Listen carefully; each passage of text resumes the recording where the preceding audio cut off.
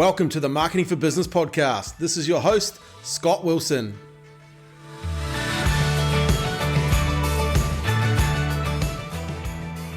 Fraser Mackenzie, welcome to the Marketing for Business podcast. Thanks, mate. Hey, I'm excited to have this conversation with you today. Look, you're a young guy. How old are you? 24. At 24, I was struck when I met you. There was something about you, right? We talked a couple of things around what you're doing with your current vodka, Heresto Vodka. But I really enjoyed the story before that. So maybe before we get right into the vodka story, let's go back a little bit and tell us how you got into business. And also I want to hear about, why do you love business? So with me, it started back when I was year 12. It was sitting there just deciding whether or not I'd carry on in year 13 and head off to university like a lot of other people, or the fact that, leave school and get ahead of life with a year under your belt, ahead of your friends with a trade. So I looked at that and got into the trade and didn't really know much else about business. It was more the fact of, right, I know I want to get a trade and I want to just keep on working. So away we went, working away in Ashburton, and then I reached out because I knew I loved people. I love people, love dealing with people, and then I looked at hunting as a passion of mine and a hobby. So I thought, well, 2 and 2 equals, something, surely. So then I was playing around and here I found the hunting industry. Oh, wow. So that way I looked at it and go, well, surely there's an avenue here I can get involved with, because it doesn't take a lot of skill, it just takes people skills. Yep. So then reached out to a company that I work in quite heavily with at the moment called Fraser Safaris, owned by Lindsay Fraser. And then worked in with him for a year solidly and just took quite a lot of leadership. So that was straight out of school? Pretty well, yeah. Yeah. Classic. And then so I put my apprenticeship on hold essentially. Yep. Did 6 months of the hunting industry, got to meet some amazing people. And that's what I love about it, is you meet some cool people, business people throughout the whole entire world and different avenues that they've all become successful in. Yep. From there, I was like, well, this is not a 12-month thing, it's only 4 months. Yep. So moved to Christchurch after that and carried on with my electrical apprenticeship, got qualified, and then turned around, and then it was February again, hunting season. Oh, wow. So started hunting for 3 weeks, and then COVID hit. Oh, no. So cut us off at the gate. All our clients, all our guides and everything all went onto a plane. Yep. And we were sitting there with our hands behind our back thinking bugger. Yeah. No, so good. I had COVID to think. Everyone did. You sit there and scheme and write down things and what do you want to advance out of COVID? Yep. For me it was go back to the basics, go back to being an electrician. Yep. Just get the trade back behind my belt and start a wee contract company, because that way I can be freedom of life and freedom to also have an avenue of this. So you're back in Ashburton then? No, in Christchurch. You're still in Christchurch? Yep. Yeah. Cool. And were you working for someone in Christchurch, like when you were doing your apprenticeship? Yeah. Cool. Yeah, so I worked with 2 different companies over my whole entire apprenticeship, one up here and one down in Ashburton, and then COVID happened again for the second time, that second lockdown, and that sort of threw me down to Ashburton, because there was some really good money down there in the way of the contract rates, but also a really good relationship that I'd built down there with Laser Electrical. Cool. So working closely with them and thought, well, I'll just keep contracting, and it led to another avenue of employment. Yep. So I now employ my younger brother and contract him back to Laser as well. Oh, cool. Yeah. So that way it just keeps evolving. Yeah. So obviously you were looking, while you're working, you're always looking for opportunities. Did you always see play a bit of a bigger picture? Yes, exactly. And how old were you at that stage? You were around 22? Yeah, 22, 23. Yeah. So you've got a mindset of growth already. Oh, exactly. When you're looking at that. So what's that company doing now? What are you? So it's still evolving. It's still tracking really well. We're doing 6 figures a year still. Cool. So it's quite a wee successful, and basically it's allowed me to have the lifestyle to grow and develop the vodka business. Yeah. If I didn't have that, you'd be, again, hands behind your back. You'd be working all your weekends and all your after hours, which is okay and it is effective, but more the fact that you work hard during the day. You haven't got a whole lot of energy at the end of the day. So sometimes you're not going to put and apply as much as possible. Yep. So the whole vodka thing came out of all of that with a bit of a garage project. Yeah. It was wanting to keep my hands busy, and I had bought a weed distillery because after tossing and turning for a long time, I finally bought one and finally just went all in on it. I went to a little micro brewery shop up in the back blocks of Bishopdale and said to them, hey, look, how do you make vodka? Oh, we don't know. no, we don't really know. It's just, you ferment this and you do this and you turn her up and away you go. And I thought, oh gosh, it can't be that hard. Yeah. Lots of people do it in the world. So lots of reading, lots of research, and then started fermenting. Classic. So this wee 30 litre distillery and was fermenting sugarcane basically. Yep. And a few things put together was making terrible vodka. And I was giving it to all my mates and they're going, oh, it's great, mate. Yeah, it's real good, yeah. Now they tell me it's terrible. Yeah, exactly. But some of that original stuff, I came to realise that there's a professionalism level that you have to apply no matter what you do. Yeah. So I was making it and feeding it to my friends and sat there and thought, well, I don't actually know how much ethanol or methanol is in this. Yeah, it's dangerous, no? It's incredibly dangerous. Yeah. So even though I did everything perfect by the book, it said online there, I put it in a silver tray and lighted it on fire. If you've got blue flames, it's pure ethanol. If you've got yellow tails, it's got quite a high concentration of methanol in it. Yeah. So I lit it on fire and here were these raging yellow flames. Oh. So I thought, far out, I better stop drinking this stuff, otherwise I'll go blind. Yeah. And that led me to just next development of life. Yeah. So you obviously were learning. Got some more information, probably some better information. Definitely. And then you thought, hey, I better actually, if this is going to become something, we better actually investigate. So what happened there? Like, actually, why did you want to make the vodka? Like, was it just you were curious about it, or did you think this could be a business? What actually led you to that point? It was more the fact that I like to keep my hands busy and I like to not be a sheep. Yep. So I saw lots of people doing lots of different things out of COVID, and a lot of it was actually online marketing and also gin distilling. Yep. Well, I thought, well, there has to be a different avenue here, and I thought, what's the highest grossing spirit in the world? And it was vodka. Oh, wow. So I thought, well, why not target something that's a massive industry and get in? It's interesting because you've seen, like, over the last probably, 5 years, you've seen the gin just take off, right? Oh, I know. These different botanics and different companies coming out of the woodwork. But you hadn't really seen that with vodka. No. But you did your own research and found what was Correct, going. Yeah, cool. And I just looked at it because, again, coming right back to the roots of the hunting industry and who I'm fortunate enough to meet is there's some amazing people that have taken risks. Yeah. And there's a good friend of mine over in Michigan, and he started up with his father a panel beating company, basically, metal fabrication. And they had 3 employees. Now he employs 600 people. Wow. And is metal stamping to some of the biggest car companies in the world. Wow. And that's it's just growth period. He just saw something that no one else saw, and away he went, just put his head down and took a lot of risk. Yeah. Bought a lot of inventory. I think he had $10 million worth of plant up front. Wow. And so that's where. And is that where you think when you see that you've got that sort of mindset? I'm going to take a risk here. I've got. There's an opportunity here, but hey, look, most people wouldn't know that vodka is the highest grossing. Like most people would think probably bourbon or whiskey or something like that. And it diversifies, but the fact that vodka is the staple pour for so many bars. Yeah. No matter where you go in the world, and that is the main industry it moves in. Is the on-premise here. Nice. Okay, so you've created your first lot of vodka. Yeah. You've nearly taken out your mates. Yeah. And stop yourself from going blind. Yeah. So what was the next thinking? If we look at, we're now into Heresto Vodka. Yes. What was your thought process from there? Like, what did you think, right, go and read another book? Did you watch some YouTube stuff? So for me, it was, I was sitting there and it was actually winter time of last year. Far out. That's quick. That's turning quite fast. As it was winter time last year, and you can't ferment vodka you can ferment it in the winter time, but you need a good temperature. You need about 30 degrees.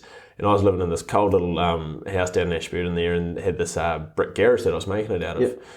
So I was trying to keep the thing warm all the time, trying to make good vodka. And I thought, far out, this is just not feasible. And I was sitting there thinking, I'll buy a few bottles. And I bought, I think it was 30 bottles off a glass distributor in Auckland at $8 a bottle. So horrendously expensive. And I had this great vision that I was going to make this vodka and I was going to just chuck some random little sticker on it and I was going to sell it down the local bars. And then it just got me thinking, I was like, cost. Like, what am I selling it for and what am I doing? And I just thought, it's just not viable.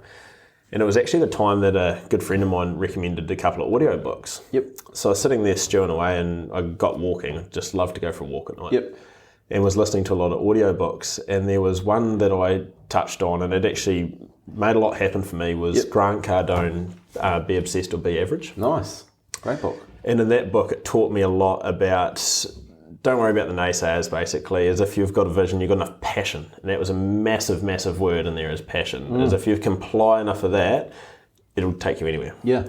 So just, again, the research started and away we went. So that's cool. So, because I've listened to that audiobook as well. It's a great book, and definitely becoming obsessed and becoming, focused. And I think from what I've seen here with you and the way you're growing this, you're definitely focused, but you're passion driven.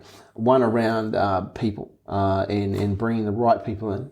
And working with people that share that passion, but also, there's some of the charity stuff which we'll get to that you're doing with this project here as well. Is it ties in as well, right? So, okay, so you're walking around. Grant Cardone, Uncle G, is in your head, and what's next? What's the next step? So it's one thing to get that information. Yes, exactly. It's another thing to then start implementing and applying. I think that's where a lot of people get stuck. So I think this would be good to unpack. A massive thing I would touch on this, and I would recommend to anyone in that growth period of their life where they're a wee bit lost, is they might have a great idea or they might have a bit of passion, but they just don't know how to apply it. There's one thing, again, he put in there in that book was have a diary. Have a diary beside your bed. So every night I write in this diary beside my bed of my goals. The goals that I set out right the way through from current and my first top 3, and then next 10 years are my next 3, and then my last 3 are about, for me, it's about personality and mindset. Nice. So often I put in there, well, my first one every day is be obsessed. Be obsessed with everything you do. And then I have a couple of implemental goals in there that I try and implement every day in the way of financial. And from that point, I have in there, right down to my morals, every day is, I have this one in there I put in every day, it's called Kill 'em with Kindness. Yeah, nice. So I go into every situation with people with being extremely kind. All these people, I guess, are reading books or they're listening to a lot of different things, and they might get the avenue of, I need to be this bulldog in the business industry. It never works for you. No. Unless you come from a position of power from the start. So then I say kill them with kindness, and it gets you so far with those relationships you build. Because at the end of the day, you can't start a company without relationships. And it's about being very intentional, and that's something that I do every day is around what are my intentions. Exactly. So if my intention is to be obsessed every day, and my intention is to kill people with kindness, then I'm very, very focused on that. So I look for opportunities to be happy and kill them with kindness. My great grandmother always taught me. Actually, it was my great grandmother. Treat people how you'd want to be treated, and I always remember it. And I was like, like Granny was always very nice to people, and people were always very nice back to her. She was always giving stuff away, but she was always getting a lot of stuff as well. And it's about being that intentional. So you start your day off being very intentional. That's a lot different than just going through your day wishy-washy. So that's a great way to set yourself up. It helps you give structure too, because all of a sudden it's, who do I want to be nice to today? How can I be a positive influence in someone's life? And I look at that, and it doesn't matter the situation. If someone's having a bad day, sure, they might not want it turned around for them, but you can always just be a positive influence on them.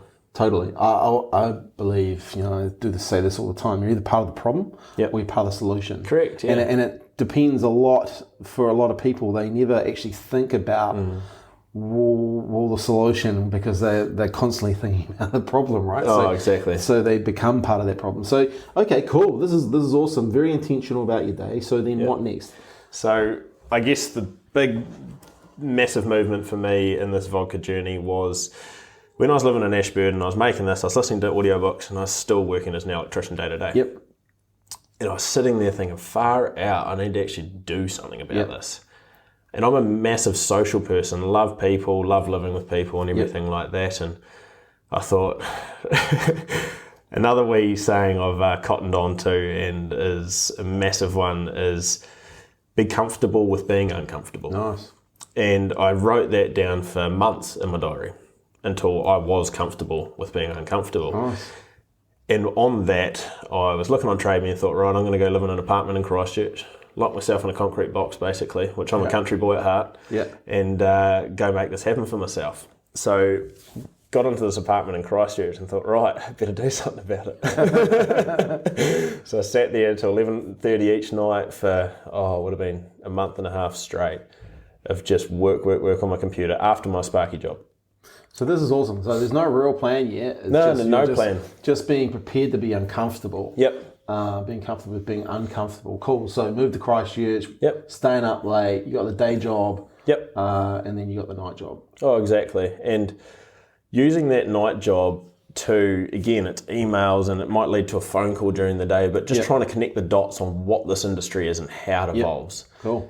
Because I sat there and I thought, well, there's so many people doing this, it can't be that hard. Yeah. So to just really break down the structure of how to get product into a bottle in the most efficient way possible. That's it's just a great process of thinking, right? Well, I look at it as like I never have a business plan. And so one other thing I want to talk about there, though. So you're asking yourself pretty decent questions, right? Yes. So, and I think that's one of the keys, right? You're asking yourself good questions. Yes. And throughout the day, throughout your weeks, you're starting to unpack the answers. Correct, and also starting to meet people, right? Yep. So you're starting to people are starting to appear and help you. Yep. Was that happening? And that's it, it's foot forward all the time, isn't it? No matter what you do, is keep putting that foot forward and reach out to people. If they don't reply to your email, go see them. Yeah. You know, and that was massive for me as a guy I work closely with in Auckland that does my distilling, and we contract him, he's great. He was quite, I guess, controversial over emails, but not very. It was more the fact that I got on a plane and went and saw him and shook his hand and got to understand what he's doing, and he could really understand me and my dreams and my visions. Yeah. And that way we work great together. Because the thing is, a lot of people would just keep the email, no reply, forget it, lose their dream.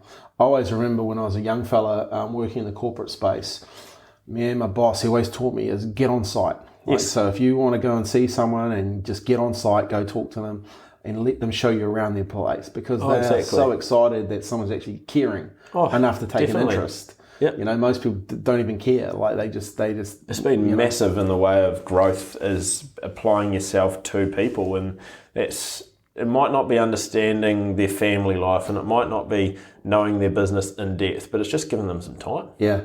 Go and see them, take them a coffee, shake their hand. Yeah. And again, smile, don't be sour. Yeah, straight away. Yeah. You put yourself in, hey, we like this guy, right? Yeah, exactly. Yeah, it's the whole killing with kindness. And it's a mindset though. Like, so you're coming with a mindset, which is in a very abundant mindset, and I think that's, for a young person these days, a lot of them have abundant mindsets. Yes. Just because, not what I'm going to talk about here, is that they want all the abundant stuff, the fast cars, all this, the flash gear, the watches, all this sort of stuff. But a lot of it's just on tick, right? Oh, exactly. And I think where I see that you're different is, you're going to have that stuff, but at the start, you're going to build those relationships. You're going to build the foundation a lot stronger. Yes. By having an abundant mindset with your kindness, with your happiness, with your actually giving in advance, which I think is a great way to set yourself up. Oh, there's a lot of people that I've seen in this industry that you'll go into a bar and they got all this vodka and they go, just this company sent it to us for free. Yeah. And I go, have you met the people yet? No, they just sent it. I said, right, what are you going to do about it? Oh, we've got no choice but to use it, but then we'll use it and we'll never order it again because we don't know them. Yeah. So they don't know them, right? Yeah, so for me, that's you just build those personal relationships. Yeah. And I've seen you do that already in a short space of time. Just with some of the restaurants and bars that we deal with. Yes. And it works, right? Like people are actually excited that you've come in and you're talking to them and you're the guy behind this, right? Yeah. It's a saying, I was saying in business, small hinges swing big doors. Massive. And it's the small things you're doing that make the biggest outcomes, right? It's correct. never seen as a case of vodka. That could be seen as quite a big thing. Yes. What if you sent me 3 bottles and I came with you and had a chat to you and found out what's going on in your bar and how I can help you grow how we your can business. benefit them. At the end of the day, as a business owner, you like dealing with people that can help increase your top line. How are we doing that to those bars? Yeah. Is the question again I ask myself daily. How are we trying to implement things, not just selling them vodka and not selling it to them for just cheap to increase their GP, because that doesn't always work. People need to make money. Yeah. So we go, how can we sell it for our set price that we do, but actually give them cocktail cards or talk to them, and how can we incentivize staff, and how can we make them positive about the situation and your product as well. Yeah. And I think that goes a long way, because people, business is lonely for a lot of people, right? Correct. They actually want someone with some energy to actually help them, right? Oh, exactly. And then coming along and doing that really adds value. Okay, so you still don't have liquor in a bottle yet, right? No. So far out. Where does it get to here? And also really keen to like the Heresto, and I know you had some other names. Definitely, I played around with a lot of different names, and I dealt with some guys over in Sumner, and they were great to deal with, and they helped me basically break down who I was as a person and build a brand behind it. So they said, "What's your purpose?" And I said, "Oh, look, I just want to help so many damn people in this world." I was like, "I want to be so wealthy that I could just help millions and millions of people each year." And they go, "Oh, so you still don't want to be saying cheers?" And I was like, yeah, but that's quite Kiwi, we'll do something a bit better. And they played around and they got Heresto. And we put it down on paper, and it just sort of stuck. And I said, let's make it bright and vibrant and make people happy about it. So out came the yellow, and away we went. Yeah, and it's a great colour though, right? Like even to the point where you can call it the yellow vodka. Oh, exactly, and that's been huge. Yeah. But also the Heresto plays in so well. We're about to do a launch party Thursday night, and it's Here's to summer. Exactly. Here's to cocktails. Here's to the beach. Here's to. It's such a roll on. There's so many things that you can do with it. So yeah, those guys did a great job. They have. So putting that brand on a bottle was huge for me, and because trying to look at everything, and at the start you're doing everything yourself, and trying to outsource something was massive for me because I didn't have to think about it. Yeah. Because I'm not a born marketer. Yeah. I've got no idea. I'm an electrician. So did you build the brand in that first, and then go and source the vodka, or have you sourced the vodka? So at this stage, I'd been having negotiations with my people in Auckland I deal with, and I'd outsourced some bottles from a lady in Auckland that, because I was trying to buy some from Italy. Yep. Well, they were trying to tell me it was 4 months, and I was like, no, this all needs to happen now. I'm a very, happen now sort of guy. Yeah, come on. Exactly. So I found these bottles that this lady was on selling that she had as excess stock because she was changing her bottle profile. And we sourced 2,000 bottles, and I was like, right, that's perfect. That's enough for a start. We're not going to blow us out of water financially. It's just going to be great. Yeah. So we did our first bottling run in Auckland April, May this year. And then sent them down on a truck to our warehouse in Christchurch. Well, firstly, they put all the stickers on them in Auckland there, and we found out that our labels we have, which are lovely to look at, their great aesthetic label, were terrible to apply. Oh, really? Because they're all hand applied on a curvature. Ah, true. So trying to line that up was hard for the team up there. So we had a lot of bottles that I guess we look at and go, they're not perfect, but still the vodka's great in the inside. So we did trial a lot of different vodka, and we also broke it right down. I said, look, I want something palatable, and I want something that you can drink straight and is just phenomenal to mix as well. Yeah. So quite a broad spectrum, because you'll have obviously a lot of sweet vodkas, you'll have a lot of dry ones, but I wanted that perfect one, and honest, there was not a lot to it. Yep. That, Peter, my guy in Auckland, he was a bit of a mastercraft on this, and he just had this beautiful batch, and he said, try this, Fraser, and I tried it right then and there and thought, far out, that's pretty good. And I said, can I take away a bottle and just sit on it for a bit, and sat on it for a week and thought, this is just perfect. So just pushed the green button, and he made it all up. And brilliant. Yeah. And that's become Heresto. That's Heresto's brand. That's our, what I like to say is our trademark taste. And it's New Zealand's fastest growing vodka brand? Yeah, I'd like to say it is. We're going to say it is. Well, we're pumping out a lot of volume at the moment. Exactly. And there's a lot of positivity behind it. Yeah. And I love that. Yeah. Look, I think it all comes together quite nicely. Definitely. Too. New Zealand's fastest growing vodka brand. It's a great tasting vodka, and loads of people I've given it to said, "Hey, this is amazing." Well, have you had one that says it's not? No. Either have I yet. And the thing is with with vodka, it can be quite tasteless and stuff like this, but this can be quite harsh. Yeah, harsh, and this isn't. It's very palatable. Yeah. And then obviously great with cocktails, which is fantastic, and you're going to see the growth in that because of the ability to mix. Now for me, it's trying to put trust behind people that don't know vodka, right? They might like gin and they might like all these other things, but their memory of vodka is when they've tried something dirty cheap when they were 17 years old and wound up in a gutter. Yeah. And that is their mentality behind it and their space they sit on. So I am trying to change that and evolve this brand so people trust it. Because again, trust equals purchases. Yeah, totally. So, well, first they've got to know you. Exactly. They've got to know you, then they've got to like you. Yeah. And then they've got to trust you. Well, one of the ways to get trust here is get people tasting it, right? Oh, exactly. And I think that's, the way we're looking at, let's just flip into the marketing side of it, the way we're looking at marketing this and the target market for this. Yeah.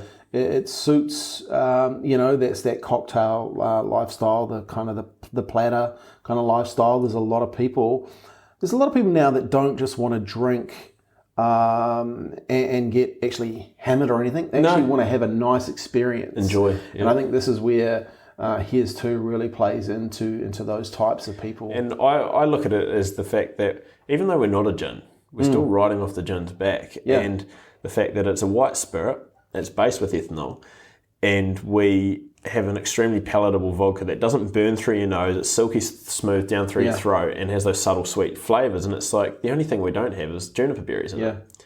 So then we are a direct competition for that gin market where people might not want that extreme botanical on just quite a basic drink. Yeah. And they might want to actually have their cranberry juice, but they think putting cranberry juice with gin might be quite offensive. Yeah. So that's where Heresto Vodka stands on its own 2 feet, and it's very competitive in that market. Yeah. It's an interesting one as far as you go into the bottle stores and stuff like that, and you do see gin everywhere, right? Yeah.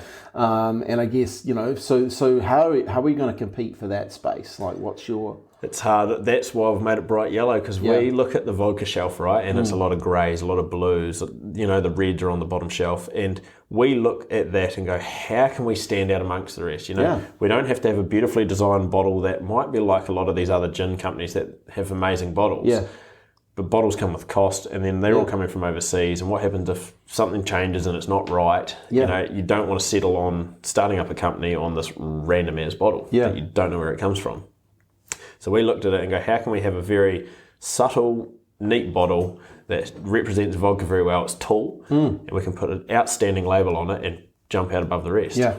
Yeah. And that's the thing, it does stand out, right? It does, I even, put the bottle in some of those bottle stores when we were going out there. Yeah. And it does grab the eye, because everything else is either clear or, as you say, the red, but it's only little bits of red and stuff like that. Yeah, exactly. So, lots of blue, lots of grey. So that brings up an interesting point, though. You say you're not a marketer, but you definitely know what you wanted. So you kind of are, right?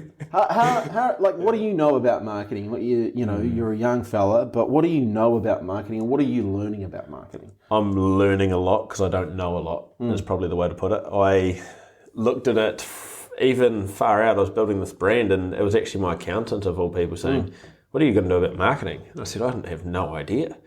So I got put in touch with the guys I dealt with that designed this brand, and they've done an amazing job, is via a friend of theirs and mine that works at my accounting firm. Yep. So we got put onto them, and we designed this up, and it really opened my space and mindset to, we need this. Yeah. It's not a matter of if, it's we do. Yeah. And then developing on from that, I got in touch with you guys and looking at what you apply to my business in the way of right the way through with not just socials, but the Google SEOs and the content creation, etc. is having those right people that visualize is really, really important. And we've got people on both our teams that are extremely good at visualizing, and that's probably one thing where I really lack. Yeah. And I know that it's extremely important to have those applications to a business, but I don't know how to apply them myself. Yeah. Yeah, and we definitely have talked about that, and it's not even just like, the visual, it's what do we might want to make people feel, right? Exactly, like, that's huge. How do we get across, that know, like, and trust so people buy from us? Because we might have a good brand, right? We might have great people behind it that are out there selling it, and we're passionate about it and smiling away and meeting the right people. But then it's that end consumer. How are we convincing that end consumer that this is something that they want to be positive about? Yeah. Yeah, and they want to keep consuming it, right? Exactly. And that's massive. They want to have some positive experiences so they can tell other people. Exactly, yeah. Hey, have you tried Heresto? Have you tried the yellow vodka? Yeah. It's because one thing I found with marketing, if you don't, and you've probably heard me say this 100 times now, consistency of message plus frequency of reach to create relevancy. You have to have a consistent message. You actually have to tell people what is it that you want them to know about you. Yes. And so you have to be really, really clear. But then you have to be frequent with that, right? Exactly.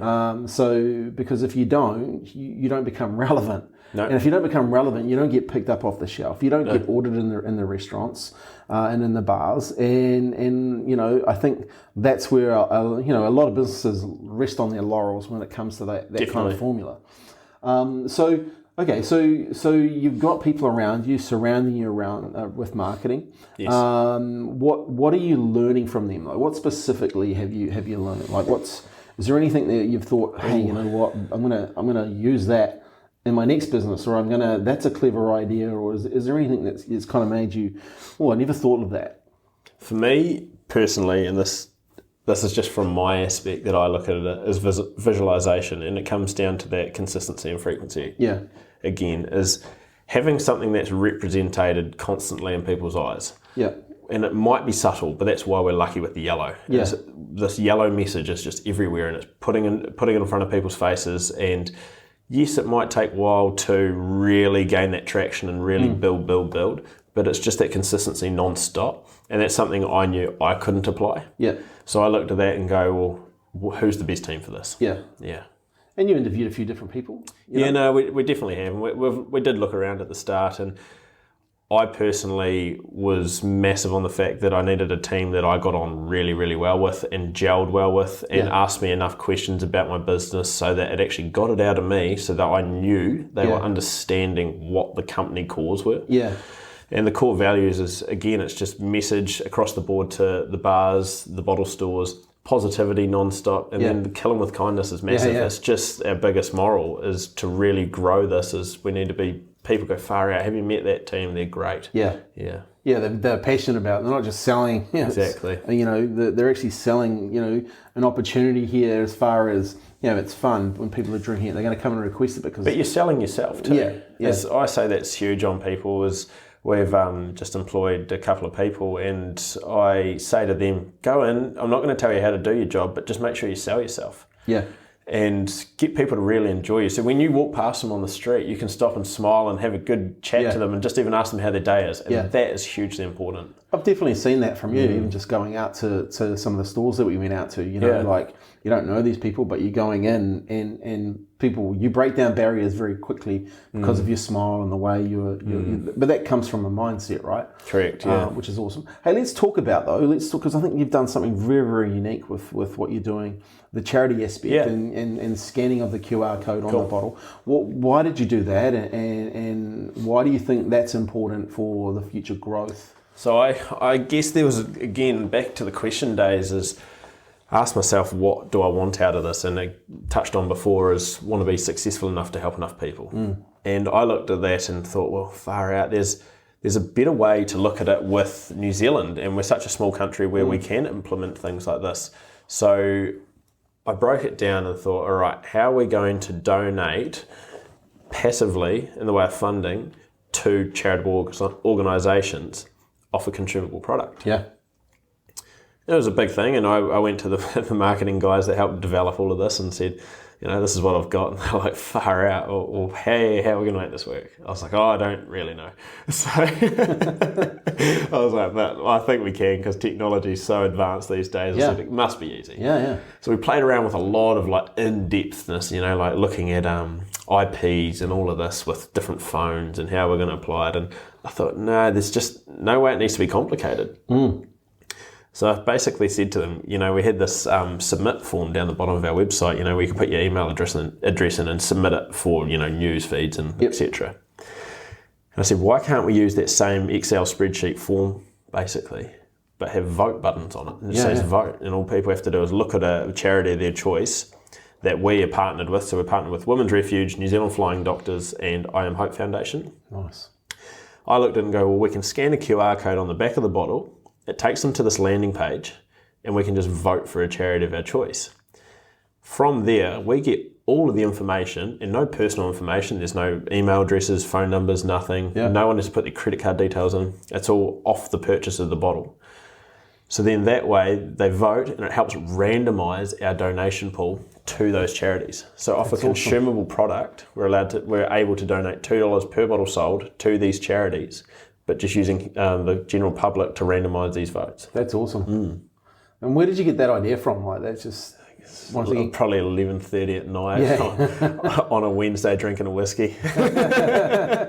The coolest thing, that's probably where that idea did come from. Probably. The cool thing about it is I see when we talk to people about it, it's a big thing. People grab the bottle, you can see them.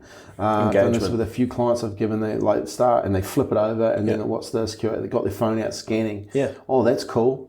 And I think... And it can be applied with so many things. And what we're trying to break ground, really, is we looked at ourselves and go, again, we're not sheep, we're not going to just blend in.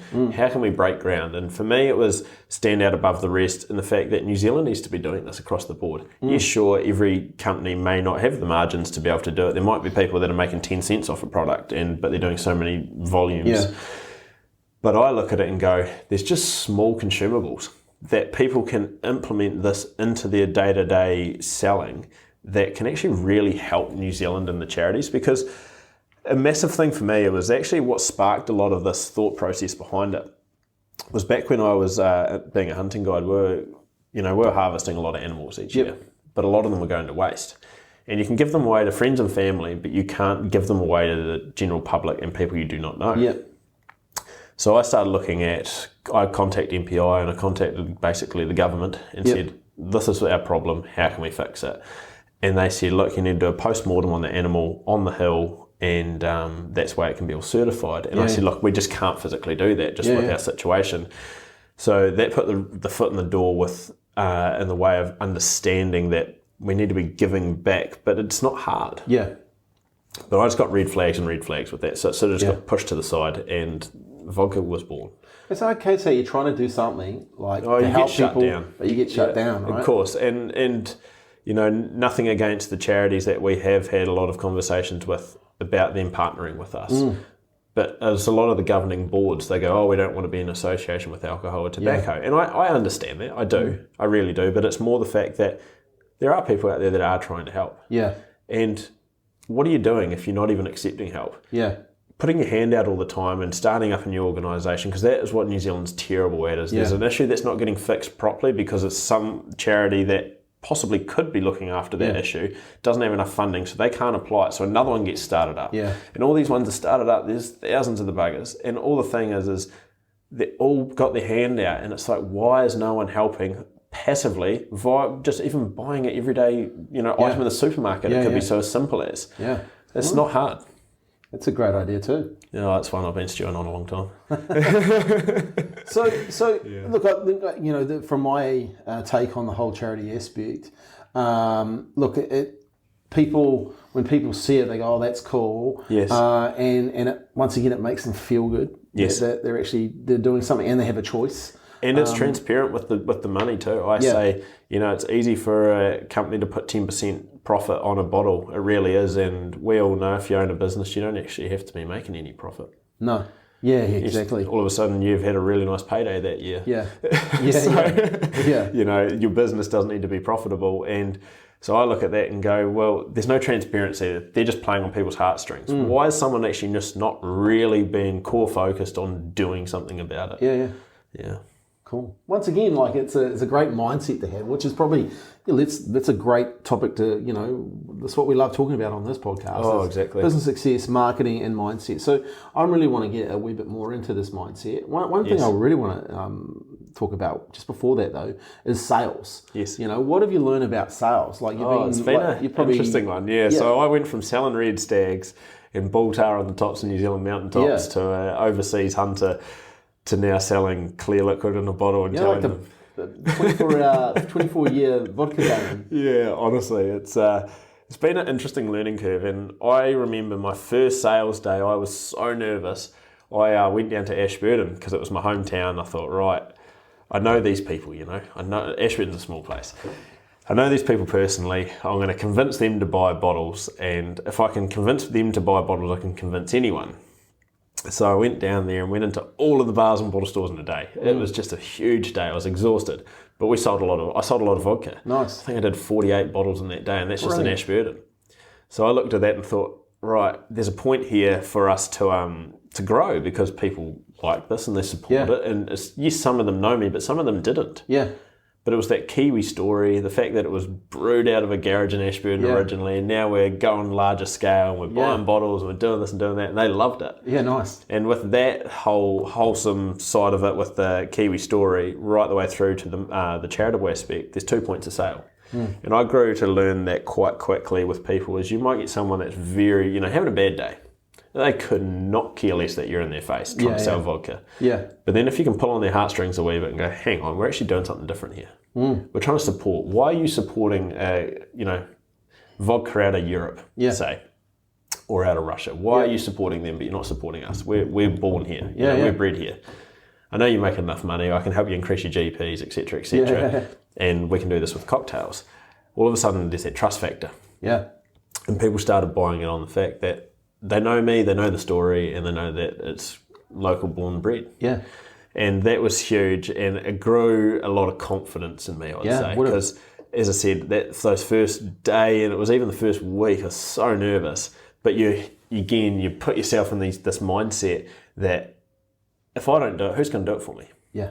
So you go out there and just be an absolute demon on the way of sales, and whether it's, sometimes you might have to buy lunch at a restaurant for them to actually buy a bottle, for them to be convinced on a sale, or even a takeaway coffee or something like that. And it's small wee implements. Yeah. It's to try and build that relationship base with them. And I've loved that because, again, I'm a people person, just love meeting people and finding out about them. And sales has been so great for that. I've been all around the South Island, from Nelson all the way down to the back blocks of Otago there, selling in the rail trail pubs. And the people you meet are amazing. And they've all got a story. They all want help. Yeah. They want help from a liquor company because they deal with a lot of big companies. But these companies, they offer cash rebates, but there's no personality. Yeah.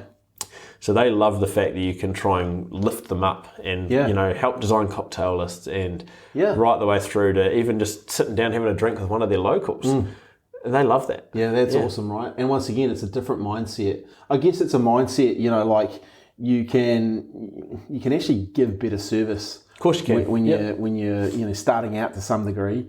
What I love about what you've done is now you're employing a couple of people. You can actually, you've done what you've wanting them to now do, right? Yes, so you actually know what it takes to get out there and that's been massive. Is you can't employ on the fact that you don't know yourself. And you always need to be the master of what you're doing. It might not be, you might not master it. Yeah. But you have to have enough of an in-depth understanding for expectation. Yeah.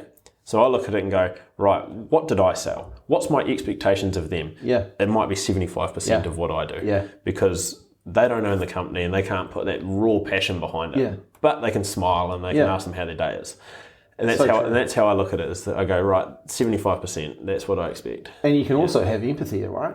Hugely. You can know, okay, we know, some of these areas might be a little bit tougher than others, and here's some of the pitfalls you might come up against. You can preempt them. Oh, exactly. And here's what's worked for me, when you're in those sort of situations. Oh, exactly. And it's just about growing an honest brand, I guess. Like, we could employ some savvy sales rep that might have all the knowledge in the world, but for us, it's actually just having a good core company and a good culture. Yeah, and people feel it, right? Like that's. Of course they do. I think that's one of the most important parts too, right? People actually feel if you're genuine. They know if you're trying to take them on and hoodwink people. People are smart these days, right? Oh, so of course they are. Okay, this is awesome. Let's talk about mindset, because I think you've got a bit to share here with people.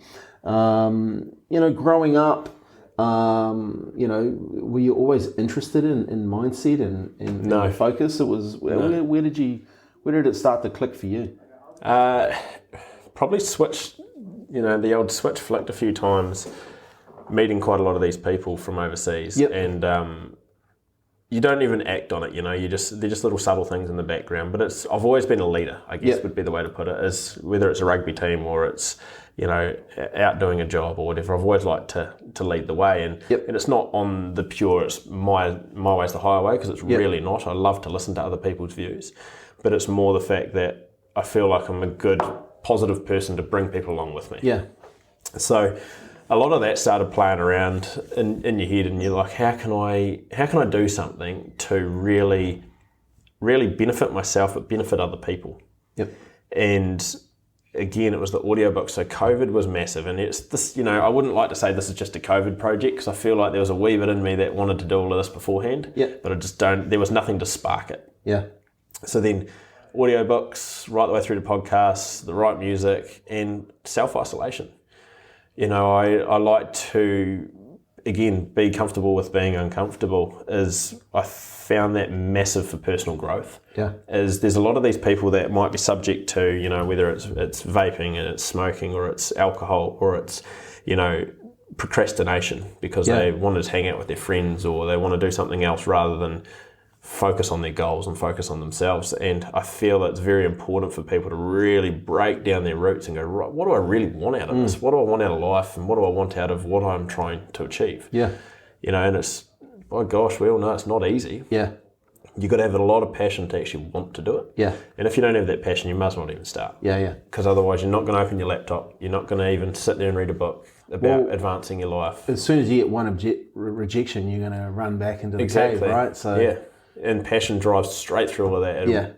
It'll blow down brick walls. And with the whole mindset factor, it was, for me, I guess personally, was, oh gosh, it's hard to actually put a thumbnail on it. It's been quite a changing mindset throughout the ways. Yeah. It's been very focused, and then you'd have a bit of a dip because you've had a success, and you're like, right, this is easy. Yeah. And then all of a sudden you're like, far out, I've actually got to do something about this. Yeah, so then you go back up and you might start getting, I got into running last summer and that helped me get out of bed. Yeah.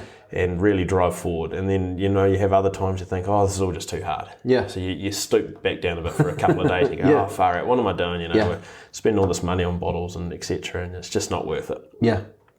And then you have a wee win and you go back up again. Yeah. And for me, it's just keep pushing. Yeah. And grind through all of that stuff and keep reminding yourself of your morals, there's a reason you get out of bed.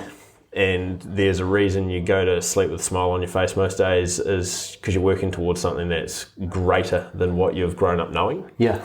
And I think there's a certain amount of hunger that comes into people that haven't just been given everything their whole life. Yeah. And might have had to work hard for it. And sure, everyone's got their family values, and I'm so thankful for mine. Yeah. A great family, and I've grown up very fortunate compared to a lot of people in this world.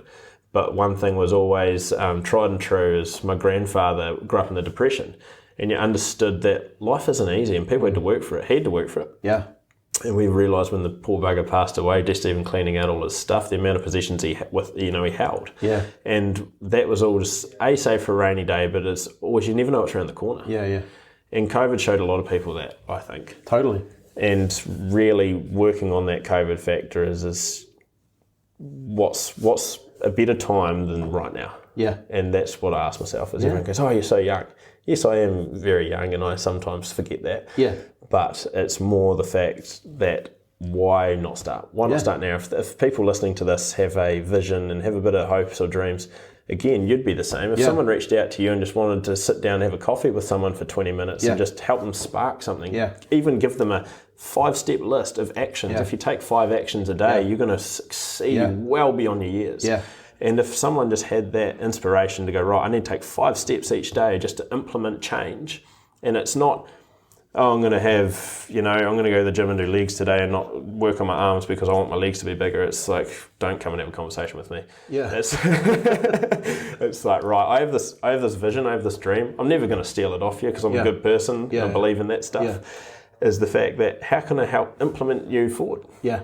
And I really find that really special, I guess, is mentoring a lot of people. Yeah, I get the same. A lot of people come and ask, have a chat, and I've had 2 today. Like, really? I've got people that are wanting to have just around business and how to move it forward. Sure. One of the things I always remember, I had a lady come to me, and she'd spent about 40 grand on the business brand. Right. And the car was sign written. Great business cards. She had a great brochure, brand new website. And I said to her, how many sales have you made? She went, none. And I said, so you've got all this other stuff, but you actually haven't gone and talked to anyone. I said, so here's what I need you to do. Because she was in tears, basically, because her husband had told her they were turning the tap off. Wow. No more money, because he was obviously funding. And I said, look, just go and talk to 10 people that can and could or want to buy your product. The crazy part, in 2 weeks, she made 14 sales. You know, and it's because she went out and started talking to people. I said, Sure. You don't need all the other stuff, you know, like you just need to go out there and put yourself out there. A lot of people don't have the confidence to, and that was the confidence. No one. So she hid behind all this other stuff, thinking that was going to get her the business, right? But I said, look, you need to change that mindset. You need to change and just go and talk to people. Oh, I don't really like selling. I said, well, you don't have to sell. Just go and talk to people and listen to them. Hear the problems that they're having, and then talk later about what you're doing and how you can help them. Yep. And now that lady's had 3 different businesses. She's built them up and sold them. Good on you. And I think, you know, it does come to a point where around mindset, and I've got a hashtag that I use all the time, mindset matters. You know, I think people, they just don't understand the power they actually have inside the brain, right? Inside the head. And I think, you know, you've got to be putting good stuff in. And like you referenced audiobooks a number of times here, and I definitely, like, I'm a big listener of audiobooks. One of my favorite things to do is listen to an audiobook and read. If I really want to get something from a comprehension point of view, I'll listen to the audiobook, and then I'll listen to the audiobook and read. What would you say, you've mentioned Grant Cardone, what would some of your top 3, top 5 audiobooks you've listened to so far? Phil Knight's Shoe Dog's been amazing. How good? Yeah, so just quietly, I might have structured my whole business off that. So for everyone who's listening, Phil Knight was the starter of Nike. And fascinating book. I actually read it a couple of years ago at Christmas. Awesome book. And I think a great one for anyone, no matter their level of business skill or not, is, if whether or not they have read it, is even read it again, is Rich Dad Poor Dad. Nice. It's great for people to really understand modern day, I guess I'll use the term, and I don't like using this because it's very derogative in certain people's lives, is the middle class mindset versus growth mindset. And so this middle class mindset will really hold people down, and it'll restrain them because they feel like they can't do better. And that's an amazing one for people to really snap out of that. Yeah, Robert Kiyosaki probably, you know, for a lot of people was the Napoleon Hill of our time, right? As far as, and I think, you know, some of the books that Grant Cardone's now written would probably surpass that. But great book once again. You got any more? Yeah, there's 2 actually. So Grant Cardone, Be Obsessed or Be Average, that's phenomenal. I think that even just his voice gets in a lot of people's heads, and he's really good at what he does. He's a phenomenal narrator and even writer. Dude was like seriously coming out of 2008, had $1 million, had a $14 million property, but it wasn't going anywhere. Exactly. And then bounced into, well, the rest is history. 2022 has a property portfolio of X billion. Yeah, I know. I think he has ticked over the billion mark. So that's pretty cool. So you know, that as they say, success leaves clues. So that's another really good one. And then another phenomenal one, and this is not business related, it's more mental toughness, I'd say, and it's probably my top one for mental toughness, and really taught me a lot about myself, because, again, you live by yourself, right? Some people are used to it, some people aren't. I was never used to it. So you learn a lot about yourself. You might have, I wouldn't say your dark days, but you might have days that you just, you know, taking a few more deep breaths than what you usually would.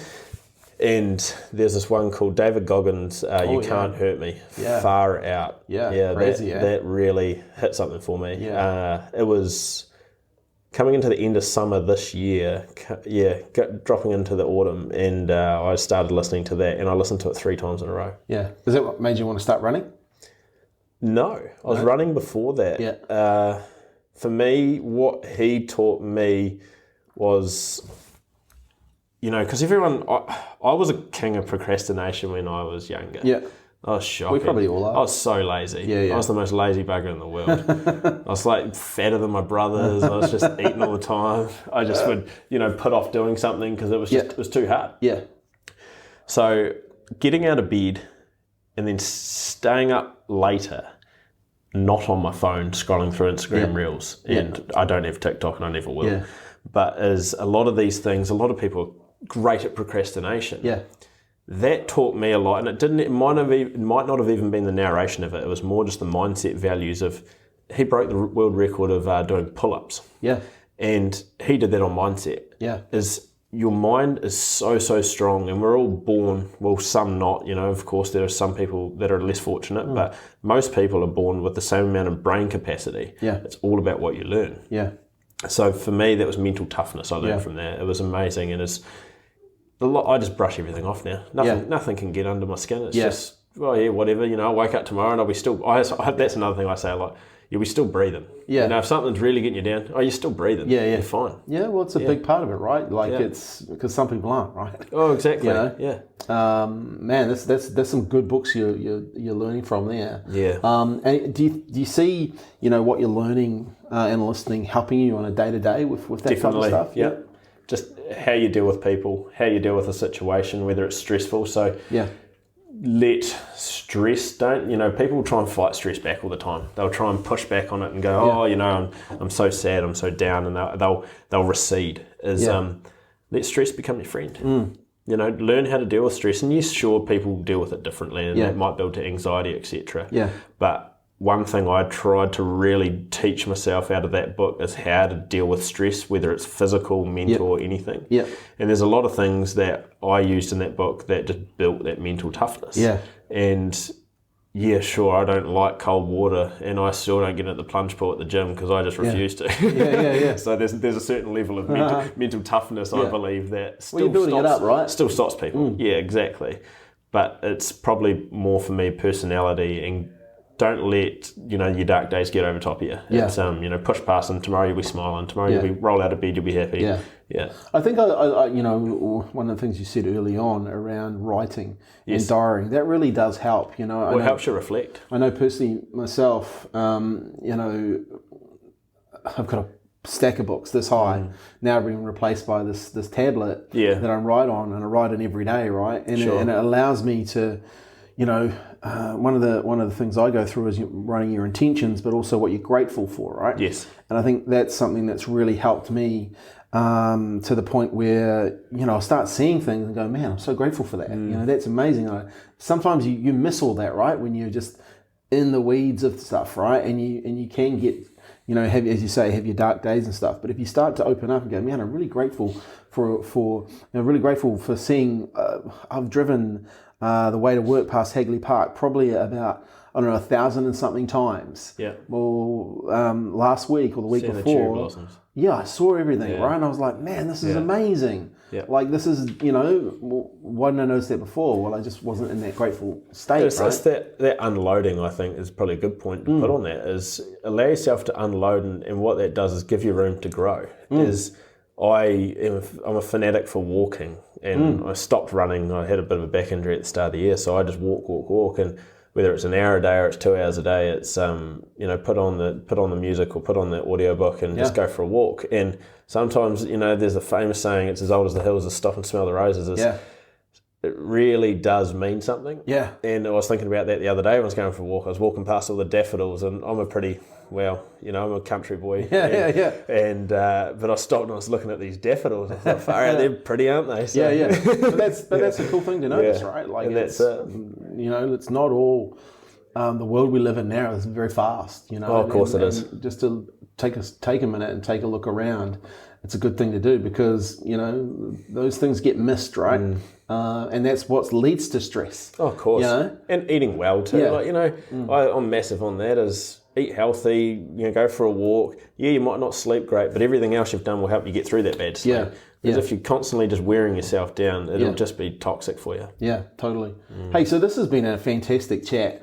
I guess from my perspective, some of the things I've learned here today is around that your take on business and your willingness to see the goodness in people, but also bring the goodness. And I think that's been very, very cool. And I think it shows from me why you're being successful.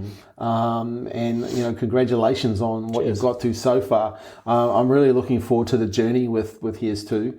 I think there's a huge story to tell. With what you're doing here, and I think it's good to be I guess seeing it from the inside, but also seeing from the external of what's happening. To finish though, what's one thing you would say to someone who's like sitting there, got an idea, maybe they've had an idea for a couple of years. What's one thing you would say to them to maybe give them some advice? 2 things. Talk to someone. Yep. Someone you trust. Yep. Ask them what they think of the idea, and it's someone that's going to tell you the honest truth. Yeah, you need the honest truth. Correct. And then the other thing is take action. Do something about it. Yeah. There's no point having a thought. I will even go out to say is the fact that people go, I don't have the money to do it. Well, have you thought about how to make that money? Yeah. Have you thought about how to raise funds for it? Have you thought about how you could actually be savvy about it? Yeah. No, there's a lot of people that don't because they just go, it's too hard. Being resourceful is the key, right? Correct. So I say to everyone, again, it comes back to talking to someone. If someone's got an idea, talk to someone that they might look at and go, far out, they've had a wee bit of success in their way. Yeah. How have they done it? Can I just ask their take on it? And I did that definitely a lot when I was starting out. I have a good network of people that I talk to weekly, if not monthly. And they're all great people that have had their wee successes in life or large successes. And these people will offer little things and they're all different because everyone's take is different on it. There's never the right way or the wrong way. Yeah. So really, I guess, open up. Yeah. But don't sell your ideas out. That's a good point though. Be open. Yeah. And like if you ask someone some advice, listen. Correct. Like that's the key as well. It's like massive. Actually just listen, because these people actually have that experience. And then write it down. Yeah. That's another massive one is, it's easy, and I know this, you'll know this. Yeah. It's easy to have a thought, but it's sometimes not easy to write it down, and you'll forget about it in a couple of weeks because you have so much going on. Yeah.